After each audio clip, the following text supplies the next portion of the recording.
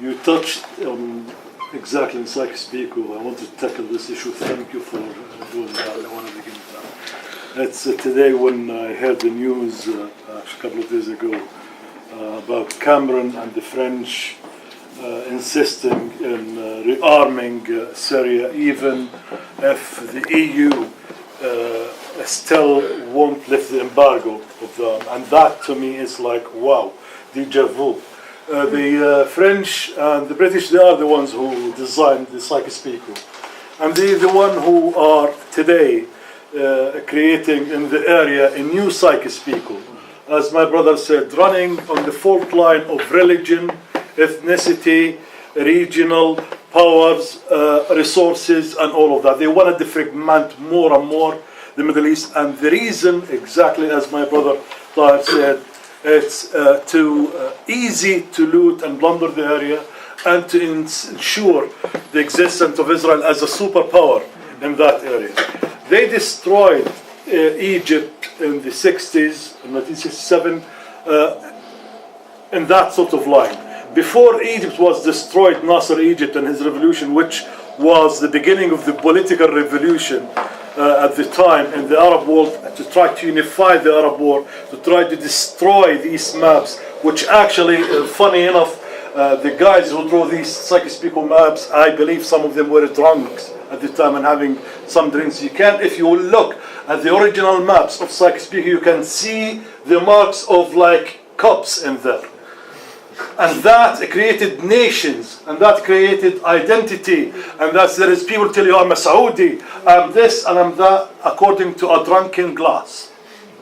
That's how imperialism works, and that's how imperialism create identity and push the people within that frame to start talking about nationalism, regionalism, and stuff like that. That's a great start, brother. And if we want to look at this issue now, that's how they're gonna try to achieve, and especially Syria is since even during the war on Iraq 2003, the Israelis, Sharon at the time, and his cronies were telling George Bush and the new cons, move on in Syria now the second. And if we remember 2002 and 2004, they tried, and the rhetoric was high. They wanted to invade Syria after Iraq straight away, but they couldn't. And they tried in 2006 to invade from Lebanon, the Israelis, so they can bring the Americans in. But they were surprised to see how strong Hezbollah was, which was armed by Syrian manufactured and trained in Syria as well, weaponry. And the Hezbollah last year or the year before, they were saying publicly how Syria trained. And yesterday I was meeting a friend of mine, and he gave me his Barry, and he gave me the newspaper of that day. And I was looking at one of the items in the picture of the Egyptian chief of staff, army chief of staff. But the item of the news, 7 Palestinians being caught in Egypt coming from Syria with them maps, with them catalogs of rockets, and the Egyptian now can say they weren't carrying anything to do with Egypt. Actually, these things to do with Gaza. So they were coming, and they have another passport which was stamped from Syria to Iran. So when they come, and I was looking at this, I said, why the title is Egypt? Not the title is Syria is still entrenched in training the Palestinian Resistance today, even under that sort of attack going. Syria didn't get scared and hide behind the doors. Syria still today, and that they just want to fabricate any story, any picture to hide the real story. The real story about resistance fighters being trained. And how you gonna, like, we have guys in Gaza as well, sometimes will tell us, oh, these local manufactured rockets in Gaza. If you want to manufacture a bullet, you want to try it. Gaza is 34 kilometers.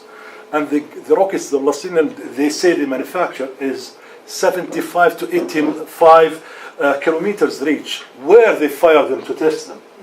So you have in the Middle East only 2 countries who you can test and manufacture and train. Syria Syria never said. We did, and that the Palestinian Resistance said. And some part in the Palestinian Resistance, which is Hamas, clearly betrayed their own brother, who stood and fought and paid the bill and the price for training the Palestinian Resistance. Syria has been attacked today because Syria is entrenched in resistance. Syria is defending their brothers of Palestine. If Syria accepts what they are offering, Bashar Assad and the regime in Syria would live like lords, unlike royalty of Saudi Arabia. We know that. The Palestinian people understand that. And that is the message, if you see in the Memero of Harakat Fatah or the PLO, the 48th anniversary, the first of the first, when you see 1.2 million in Gaza going to the streets, celebrating that anniversary, not afraid of Israel coming and bombing them. Why? Which Gaza have 1.7 million. When you have 1.2, it means everybody's out. I said at the time, this is a very strong message to the Islamists. First of all, they see what's happening in Tunisia. They see what's happening to their brothers in the refugee camps in Syria, being hanged and slaughtered because they support this Palestinian faction who stand to defend the refugee camp and say they are the regime or not. They see what's happening to their brothers and sisters in Syria being slaughtered. They see what's happening in Egypt. Egypt being disassembled from a state to cities and disobedience, and you don't know who you are dealing with, and it's unbelievable. So the Palestinians, they got scared and they don't want to deal with this radical Islam. I said in a debate once I had a long time ago, and was Norman Falkenstein, it was Hamas is the issue, and he was saying in his analysis Hamas is losing popularity. I said no, Hamas won't lose popularity as long as they are engaged in resistance. The Palestinian people always will defend anybody who fights Zionism. It doesn't matter Hamas or the Palestinian Communist Party. It doesn't matter. The same, as long as you stand and defending them against the abuser, the occupier, the Israelis, and that is the problem. Let me from here. This is the point my brother mentioned, psych-speaker, which if I have a hat, I will raise the. That is the project, and that is what's going on, and that's what we have to stand for and defend. And we are facing in the Middle East. I was talking to Brother Chandler Sukan a few weeks ago about this project. It's a great project because we need a new caliber of intellectualism who can stand and tell the people what's really happening publicly, using the media, using any stage and platform. We have a huge sellout from intellectuals. As I was mentioned, the name, which is supposed to be one of the great Palestinian Arab thinkers, Azmi Bishara, who was looked after by Syria, looked after by the Palestinian Resistance, this and suddenly, like that, to drop all Arab nationalism, all progress, and sold to Qatar, to the dog. He thinks he's a Che Guevara, by the way. Hamad, the problem. We facing a huge problem, and I think the roots of it in the Arab world, if we don't tackle it this way, we will never. And 550, 600 years ago, Avinos Ibn Khaldun in Andalusia was one of the great thinkers who incorporated in the Arabic thinking the Athena way schools of thinking as well, and the Arab carried that, and we call it rationalism, reasoning. That and the faith didn't conflict. Science, rationalism, and from there suddenly became the fanatics, the Salafists which we have today, 600 years ago, attacking him.